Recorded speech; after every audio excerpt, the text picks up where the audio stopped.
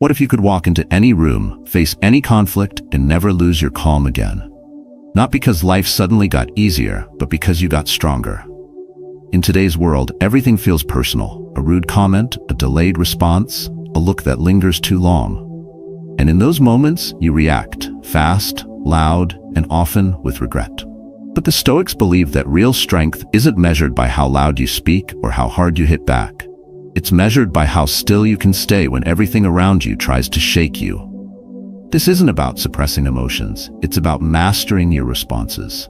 It's about building emotional discipline daily. It's about recognizing that your peace of mind is too expensive to trade for someone else's chaos. And if you've ever felt like your anger controls you, like a switch you can't turn off, you're not alone. Most people live that way. But you don't have to. Not anymore. Because in this video, you'll learn how to build an unshakable mindset. One that gives you the power to stay calm, focused, and grounded, no matter what. So, if you're tired of letting others pull your strings, stick around. What you'll learn today can rewire the way you think, react, and lead. Hit the like button, subscribe to the channel, and let's begin this journey, not to control the world, but to master the only thing that ever mattered, yourself. 1. You don't control what happens, only your response. There's a kind of quiet power in a man who doesn't flinch, who doesn't raise his voice, who doesn't waste time explaining himself to chaos, not because he's passive, but because he knows what's worth his energy and what's not. This idea isn't new. The Stoics lived by it. Epictetus said it plainly: some things are within our control, others are not. It's the foundation of all inner peace. Most men live upside down, trying to control people, situations, outcomes. And when things go wrong, they react. Loudly, emotionally, unwisely. You try to fix someone's opinion of you. You chase fairness in an unfair world. You expect outcomes to follow your timeline, but they don't. And when they don't, you lose your calm, your clarity, and too often, your dignity. The truth? The more you try to control the uncontrollable, the more control you lose over yourself. That's what drains you. Not the world, but your resistance to it. Now imagine the opposite. Imagine a man sitting across from his boss who just threw him under the bus in front of the team. The room goes still, eyes shift, there's pressure to defend, to retaliate, to react. But he doesn't. He breathes, he nods once. He doesn't make it personal, because he knows his response is all he owns. And in that moment, he owns it completely. Later, he acts, but with precision, not panic. That's Stoic control. That's what makes him dangerous in the best way. This kind of strength doesn't come from avoiding emotions. It comes from understanding them. Recognizing that the storm outside can only reach you if there's a storm inside. The world will always test your peace. The headlines, the delays, the disrespect, the misinterpretations. The noise of modern life will always scream louder than your voice, unless you decide otherwise. And it is a decision. One made moment by moment, conversation by conversation. It's a man in traffic choosing to relax his grip on the wheel. A father being interrupted again and again, choosing patience over ego. A leader who doesn't correct every insult with equal force, but chooses when and how to respond, if at all. This isn't weakness. This is self-governance. Most men waste themselves chasing what's out there, but the Stoic chases what's inside: response, clarity, discipline.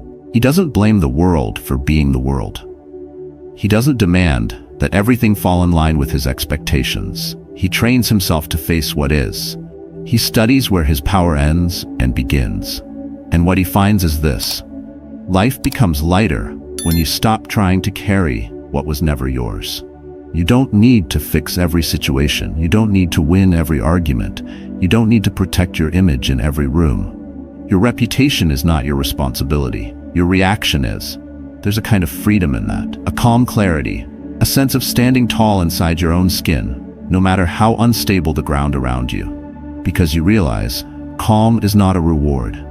It's a skill, and like any skill, it can be built, strengthened, hardened. You're not born with it. You build it, with practice, with failure, with brutal self-honesty. The biggest mistake most men make is this: they spend their lives in a tug-of-war with things they cannot change, trying to get their spouse to see it their way, trying to control someone else's behavior, trying to force timelines, outcomes, and feelings. But the Stoic breaks the rope. He drops it, not out of defeat, but clarity. He knows what he can reach and what he can only accept. And acceptance doesn't mean surrender. It means choosing your battles. It means knowing where to spend your limited willpower.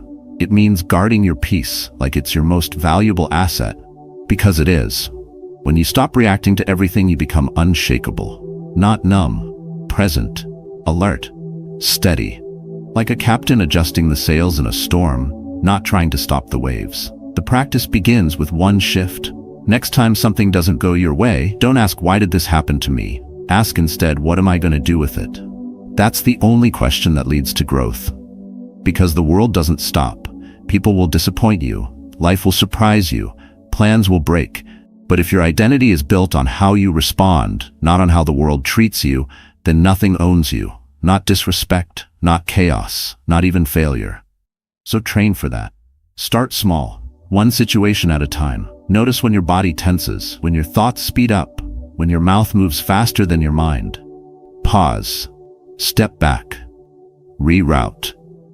You don't have to let everything in. Not every fight is yours. Not every emotion deserves your voice. Choose where to place your energy. That is the beginning of power. That is the gateway to freedom. That is the moment you stop being at the mercy of the world and start becoming the man who owns his peace, no matter what. 2. Anger is born from broken expectations. You expected them to understand, to respect your time, to listen to the first time you spoke, but they didn't. And suddenly, without warning, something inside you tightens. The jaw clenches, the mind races, the heat rises. You don't always raise your voice, but you want to. You feel wronged, misunderstood, and pushed aside. Anger rises not because the world hurt you, but because the world didn't meet the script you had in your head. Anger doesn't come from what happened. It comes from what you thought should happen, but didn't. That's the part most people never stop to see. They confuse disappointment with injustice, frustration with offense. The truth is quieter and far more useful. Anger is often nothing more than a broken expectation. You walk into a meeting expecting to be heard and get ignored. You come home expecting peace and get noise. You send a message expecting a response and get silence. You offer effort and expect gratitude and get indifference. But where is it written that people owe you understanding? Where is it promised that the world will follow your rules? It's not, and the Stoics understood this better than anyone. Epictetus said, when someone acts rudely toward you, remember, they are responding to their impressions, not reality. Don't be angry with them. Be aware of your own assumptions. This is hard truth. It strips away our excuses, but it also gives us power. Because the moment we stop blaming others for not meeting our unspoken expectations, we begin to reclaim control. Anger feels powerful, but it's deceptive. In the moment, it gives the illusion of action, of strength, of righteousness. But it's a fire that burns first within you. You carry it long after the conflict ends. You play the scene back in your mind again and again, trying to rewrite what was said, what should have happened. It drains you, poisons your focus, and steals your calm. All because someone else didn't follow a script they never agreed to. Think about the last time you got truly angry. Trace it back. Underneath the words, underneath the reaction, what did you expect that didn't happen? Was it realistic? Was it ever truly in your control? Most anger isn't about morality. It's about control. And the more we expect from others without clarity, the more we set ourselves up for pain. The Stoic doesn't aim to feel nothing. He aims to feel what is necessary and no more. He observes anger like a storm on the horizon, not to run from it, but to prepare for it. He knows it comes fast, disguised as justice.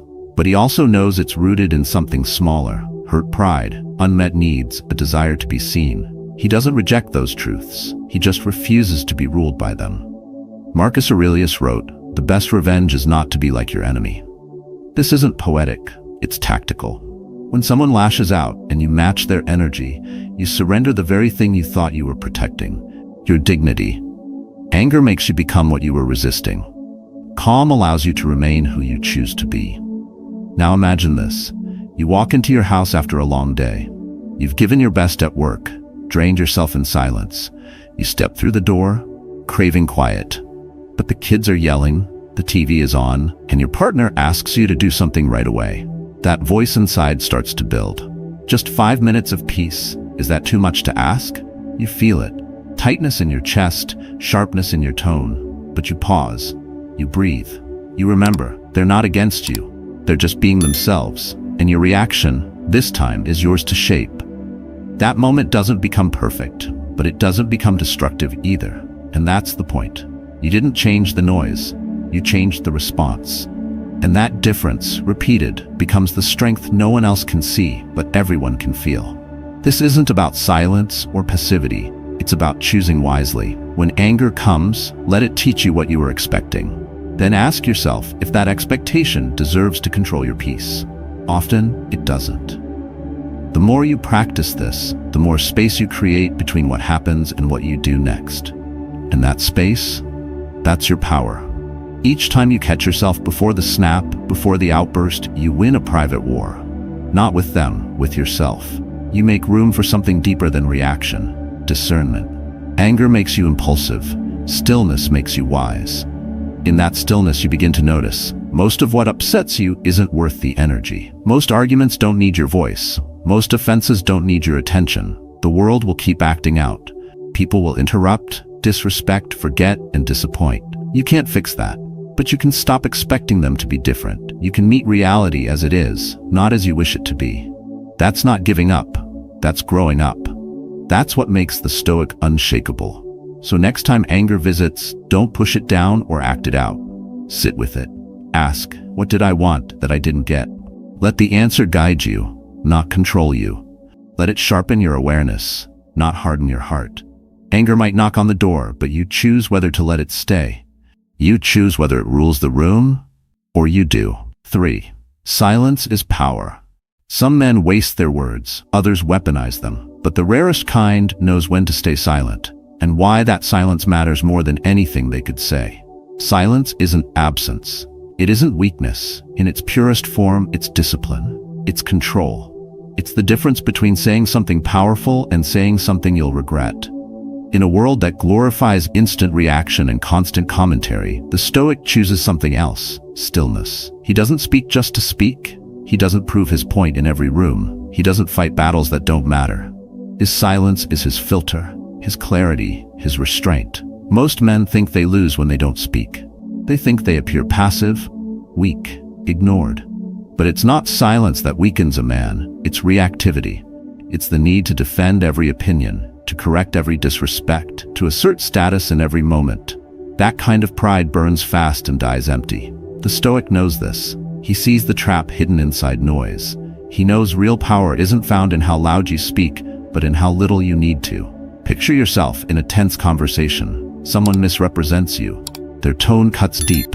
They want a reaction. They want your anger, your words, your proof that they got under your skin. And in that instant, the silence you choose becomes your greatest weapon. You don't flinch. You don't escalate. You don't give them what they came for. You let the tension rise and then pass. You stay grounded in yourself, not because you didn't feel the sting, but because you knew giving it power would cost you your peace. That kind of silence doesn't come from arrogance. It comes from training, from making peace with not being understood, from letting go of the need to be right, loud, or first. It's not indifference, it's composure. And it's built moment by moment, choice by choice, every time you step away from the urge to defend your ego and instead choose to protect your energy. People often confuse silence with submission, but Stoic silence is different. It's a refusal to react on someone else's terms.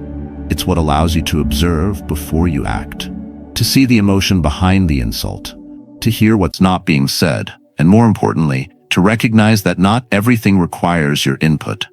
Some situations dissolve on their own if you don't fuel them. The mistake most men make is that they assume every challenge is a confrontation. Every disagreement is a fight. Every uncomfortable silence must be filled. But it's in those gaps, in that stillness, that real awareness is born. That's where you begin to separate what matters from what doesn't. You don't walk away from the moment. You walk into it with control. You make room for better words or no words at all. Marcus Aurelius said, "If it is not right, do not do it. If it is not true, do not say it." Simple, stern, clear. He didn't call for silence because he feared conflict. He used it as a tool to sharpen thought, conserve energy, and remain unshaken by noise. He knew that when emotions run high, silence allows logic to catch up, and often that space is all you need. Imagine standing in your kitchen after a long day. Someone you love criticizes something minor. The way you loaded the dishes, your tone earlier on the phone, the fact that you forgot something small. Your pride wants to defend, your mouth wants to counter, but instead you breathe. You pause, you listen fully. Not because they're right, but because you value peace more than being correct. You respond later if needed, but not now, not emotionally, not while your calm is under threat. That silence doesn't make you less of a man, it makes you more. It makes you unshakable. It gives you time to think, to weigh, to choose instead of react. And that kind of man, one who controls his response rather than being owned by it, is dangerous in the best possible way. The Stoics weren't known for their words, they were known for how they lived. Their strength wasn't in arguments won, but in peace maintained. They practiced silence not as escape, but as presence. They mastered it as a daily form of self-respect. Because the man who doesn't throw his energy at every problem, who doesn't let every insult become a battle, who isn't owned by every emotion, that man is free. So start there. Start small. One situation, one moment. When someone tries to bait you into anger, pause. When the world demands a reaction, wait. When your pride whispers, you should say something, ask instead, or should I wait and say something better, or nothing at all? Let that silence stretch. Let the discomfort breathe. Let the other person hear the echo of their own words. Sometimes, that echo is enough. You don't need to meet every fire with fire. Some you let burn out on their own. Each time you choose silence not from fear, but from strength, you grow. Each time you resist the urge to explain yourself to someone committed to misunderstanding you, you take back power. The kind of power that doesn't seek attention, but commands respect. The kind of power that doesn't speak often, but when it does, everyone listens. In the end, you're not remembered for how many arguments you won. You're remembered for how often you stayed grounded when it mattered most. That's not softness, that's sovereignty. And it begins with a silence that knows exactly what it's doing. 4. Laugh at the small stuff. A man who knows how to laugh in chaos is a man who's already won half the battle. Not because life spares him, but because he's learned to spare himself from unnecessary suffering. Humor, for the Stoic, isn't a form of escape, it's a form of rebellion. A refusal to let the petty become powerful. A small smirk in the face of daily absurdity is not weakness, it's mastery. It says, I see what's happening, I choose not to be moved by it. Life doesn't stop handing you problems just because you're tired. You spill coffee on your shirt before a meeting, your flight is delayed, your friend forgot your birthday, you misplace your keys when you're already late. These aren't tragedies, but most men treat them like personal insults. They snap, they curse, they let the moment define their energy, and by doing so, they give away control, again and again. But what if you trained yourself to pause instead? What if, when something small went wrong, your first reaction wasn't frustration, but perspective? That's the Stoic shift. From chaos to clarity. From impulse to insight. Marcus Aurelius said, you have power over your mind, not outside events. Realize this, and you will find strength. He wasn't talking about great loss or disaster. He meant the small, sharp cuts of life. The 1,000 tiny annoyances that can either train you or trigger you. Think of the man stuck in traffic. Horns blaring, time slipping. He's gripping the wheel, jaw tight, cursing under his breath. Nothing changes, except for his blood pressure, except for his stress, except for his mood for the rest of the day. Now picture another man, same traffic, same delay, but he smiles. Maybe he turns on the music. Maybe he reflects. Maybe he just breathes. He knows he's not in control of the cars, but he is in control of himself. The Stoic doesn't laugh because he's naive, he laughs because he sees the game.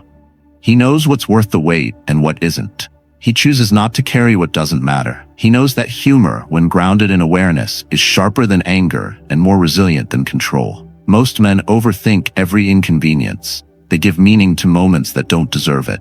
An unanswered text becomes disrespectful. A forgotten task becomes betrayal. A delay becomes injustice. But the truth is simpler. Life is messy. People forget. Systems fail. And your expectations, if left unchecked, will always leave you vulnerable. Laughter doesn't erase the problem. It changes your position inside it.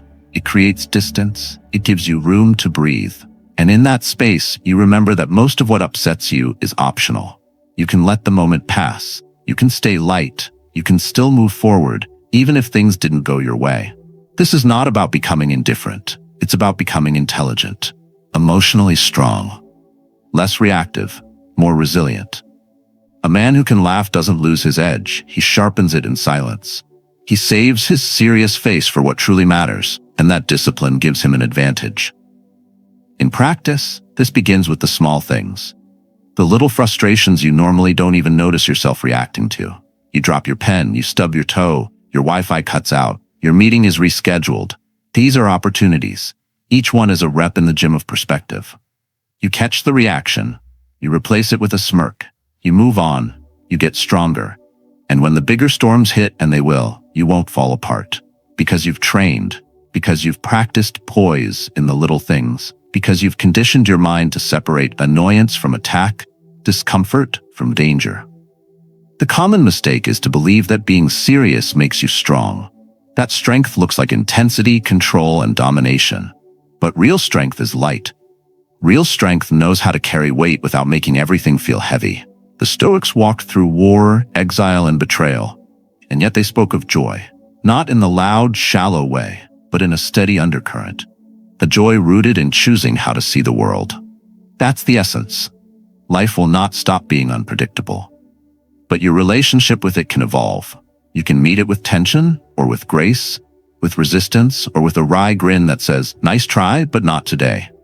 The next time something minor interrupts your flow, ask yourself, is this worth your peace, your energy, your reaction? Or can you let it roll off? Can you laugh, not out of sarcasm, but out of sovereignty? A light mind is not a weak mind, it's a trained mind, one that's learned to pick its battles, to spot the absurd and move past it, to stop chasing control where none exists. So laugh. Not because life is easy, but because you are finally strong enough to make it easier. That moment of humor might be small, but it's a seed. Planted again and again, it becomes a mindset, one that protects your calm in a world designed to disturb it, one that keeps you grounded while others lose themselves in things that simply aren't worth it. 5. Not every battle is worth fighting. A man driven by ego will always chase the last word, but a man rooted in discipline knows when to walk away. Not because he's afraid to fight, but because he knows what the fight will cost. Not all battles are about truth. Many are about pride. And pride, unchecked, has a high price. Peace, energy, clarity. The Stoic doesn't avoid conflict out of fear. He avoids it out of focus. He asks not, "Can I win this?" but "Is this worth winning?" You sit across from a coworker who misrepresents you in a meeting. Part of you wants to correct him, loudly, immediately. Another part, the stronger part, remains still. You know it's true. You know your values. And you know that one sharp reply might feel good now but damage long-term trust, reputation, or direction. So you stay silent. Not out of weakness, but because your compass doesn't point toward momentary victory. It points toward peace with yourself. This restraint doesn't come naturally. We're wired to respond, to assert dominance, to prove we're right. But rightness without wisdom is just noise. The common trap is assuming that every disagreement needs resolution, that every offense needs correction. The Stoic sees it differently. He knows that chasing approval or dominance in every situation makes you predictable and vulnerable. When you react to everything, you become emotionally exhausted. Every conflict steals focus. Every argument drains strength. You burn time proving points that don't matter, defending against people who aren't listening, and sacrificing clarity for control. And then you wonder why you're tired. Why do you feel off course? Why the smallest comment can unravel your mood. Now think of a man who chooses differently. A man who filters before he reacts. He doesn't fight noise, he watches it pass. He doesn't argue with fools. He saves his breath. He doesn't chase applause. He stays aligned with purpose. That's the man who gets stronger with time, while others burn out in battles they never needed to enter. This doesn't mean you never speak up. It means you choose when, why, and how. And most importantly, you ask yourself, will this help me become who I want to be, or just distract me from it? That question asked honestly changes everything. Marcus Aurelius wrote, "If you can avoid getting dragged into nonsense, your life becomes lighter." He led armies, ruled empires, and faced betrayal. But he still reminded himself daily that not every insult was worth a reaction, that not every challenge deserved attention. That clarity was more powerful than control. The modern world tempts you to fight everything. Online debates, offhand comments, misunderstandings, traffic, delays. But if you react to all of it, you hand over your focus, and the man who loses his focus loses his way. The Stoic refuses to let emotion dictate the use of his energy. He invests it with intention. In daily life, this principle takes practice. When your partner misinterprets something, pause. When someone disrespects you subtly, breathe. When the meeting gets tense and your name gets mentioned, hold still. You're not being passive. You're being strategic. You're letting your response serve your purpose, not your pride. That kind of pause builds a different kind of strength. Not the strength of dominance, but the strength of direction. Not the strength to shout, but the strength to remain clear under pressure. It's what turns reaction into mastery. Many men mistake silence for surrender, but it's not surrender. It's a strategy. Not walking away from the truth, but walking away from the noise that doesn't deserve your voice. It's what keeps your mental energy sharp, your emotional energy focused, and your time reserved for things that actually build you. The more often you practice this, the more your identity changes. You stop needing to win every moment. You stop chasing validation. You start asking better questions. Is this situation aligned with my principles? Will reacting move me closer to peace or further into distraction? What would it cost me, not just now, but down the road? Every man pays for his reactions. Some pay with time, some with respect, others with inner calm. The Stoic protects those things first. He knows that long-term peace is built from short-term restraint. He thinks in years, not moments. He knows that sometimes silence is not surrender, but sovereignty. So the next time you feel the pull to correct, to defend, to fight, pause. Don't ask if you're right.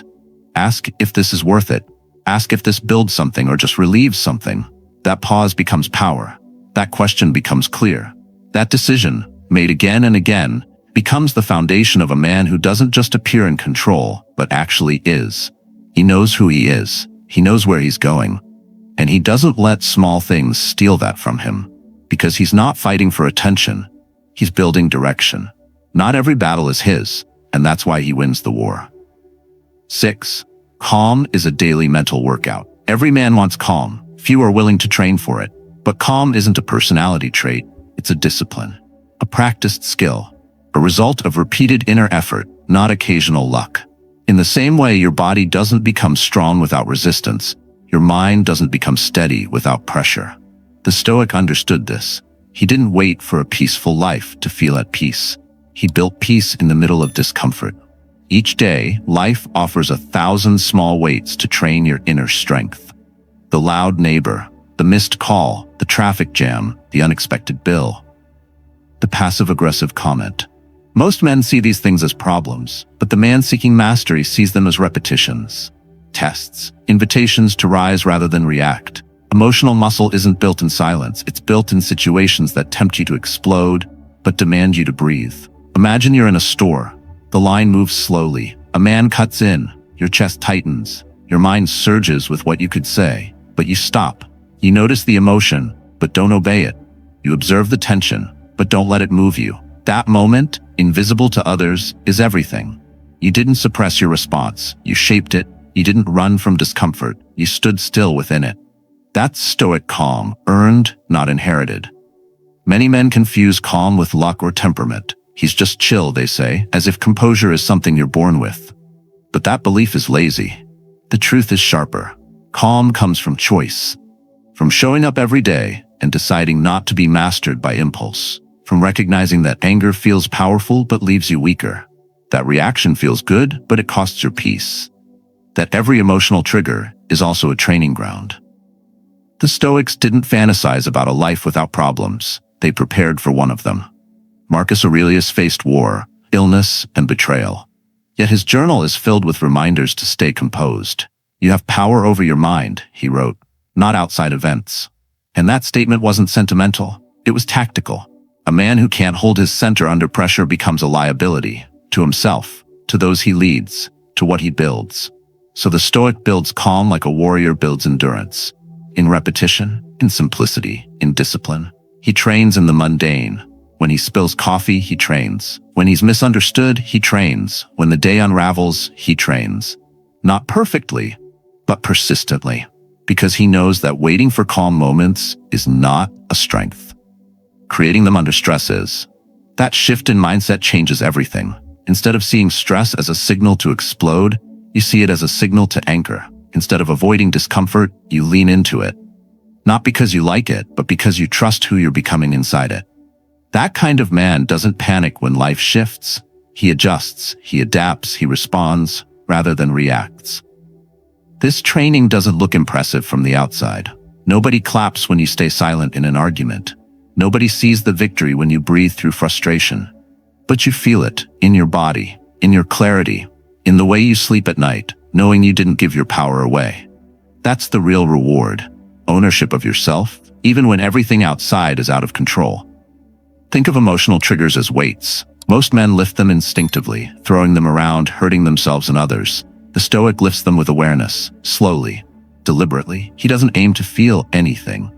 He aims to feel with clarity, not chaos. His emotions don't rule him, they inform him, and because of that, he gains distance. Power. Choice. When the world provokes you, you'll feel it. That part won't change. But what happens next? That's where the training shows. Do you react the same way every time? Or do you pause, reflect, decide what serves your direction? That space between feeling and reacting is where calm lives. And like any muscle, the more you use it, the stronger it gets. This doesn't mean you become passive. Quite the opposite. It means you become precise. Instead of yelling, you speak with weight. Instead of overreacting, you act with purpose. Instead of being a storm, you become the shelter. And that changes not just how others see you, but how you see yourself. So start now. Not tomorrow, not next week. This moment. The next time something annoys you, stop. Don't rush to vent. Don't reach for a distraction. Stand in the heat, breathe once, then again, and ask yourself, what would the man I want to become do right now? That question, asked daily, becomes a map, a way forward. Because in the end, calm isn't given, it's built. Brick by brick, breath by breath, decision by decision. Not when it's easy, but especially when it's not. That's the kind of calm no one can take from you. Because it wasn't handed to you, you earned it. 7. Accept reality and people as they are. Pain often begins not with what is, but with what we believe should be. The idea that life must be fair, that people must act with the same awareness we carry, the outcomes must match the effort. But reality doesn't operate by our preferences. It unfolds on its own terms. The Stoics knew this. They didn't seek to control the world.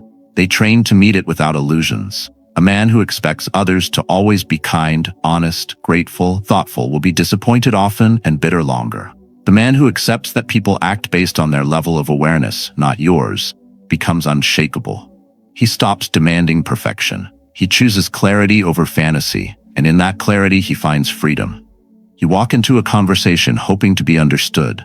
You speak clearly, calmly, with care. But the other person misjudges your intent, reacts defensively, maybe even walks away. You feel that sting, the frustration of being misread. But then you pause. You remember, understanding is a gift, not a guarantee.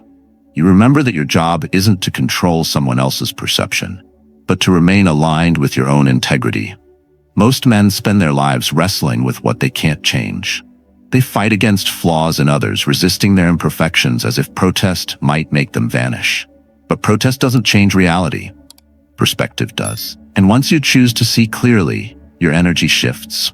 You stop reacting to behavior that's not yours to fix. You stop carrying the emotional weight of someone else's immaturity, ignorance, or disrespect. Marcus Aurelius would begin his day by reminding himself, "Today I will meet people who are meddling, ungrateful, arrogant, deceitful, envious, and unsocial." He didn't say this to grow cynical, but to stay ready. He knew that expecting perfection from the world is a quiet form of entitlement. And the man who demands life be fair before he's willing to feel peace will wait forever.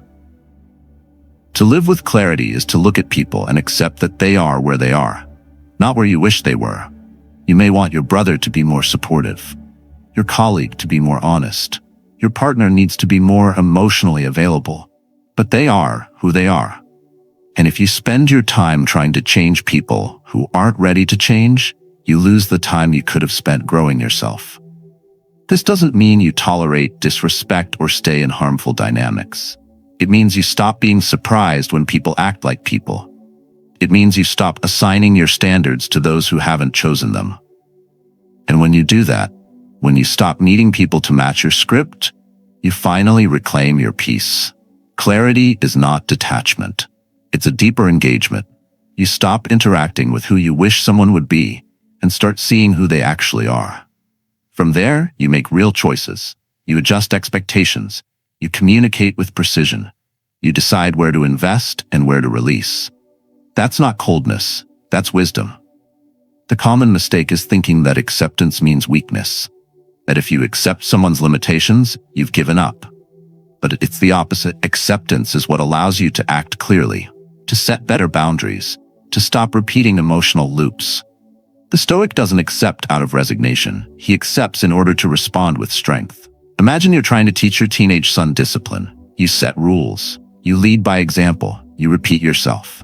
But he doesn't follow through. You feel the urge to control, tighten, push, and argue. But at some point you remember, growth can't be forced, only inspired. You pull back. You reinforce your standards, but you drop the emotional struggle. You don't surrender your role. You just stop trying to bend his timeline to fit your expectations. This same principle applies everywhere. The colleague who never pulls their weight, the friend who always lets you down, the stranger who cuts in line. Each one offers a test, not of your patience, but of your clarity. Can you see them as they are and respond accordingly? Can you walk away without resentment? Can you protect your energy without needing to punish theirs?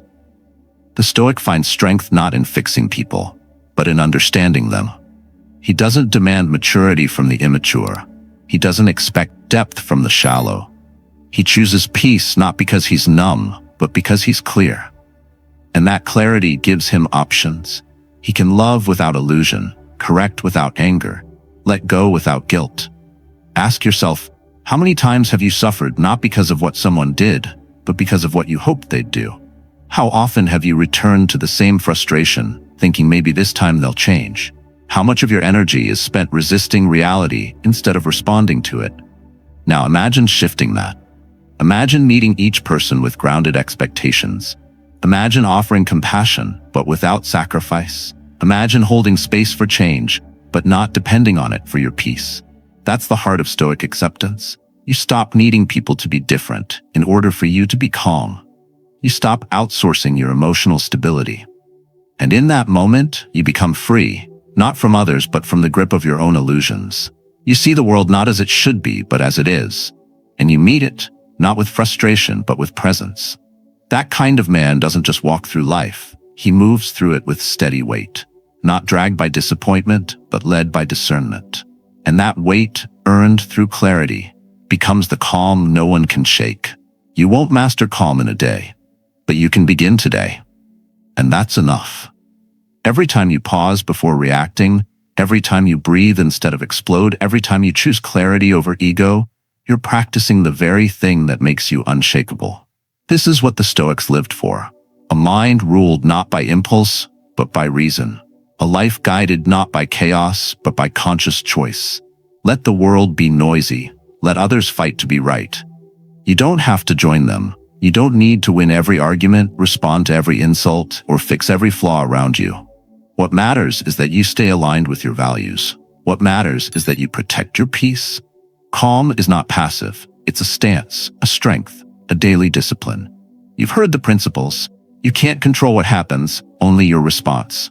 Anger is born from broken expectations. Silence is not weakness. Not every battle is worth fighting. Laughing at the small things is a way to rise above them. Acceptance brings peace. And calm, real calm, is trained, so practice. In traffic, at work, in family tension, in private frustration, keep training. And over time, your calm will no longer be an effort, it will be your nature. Share your thoughts in the comments below.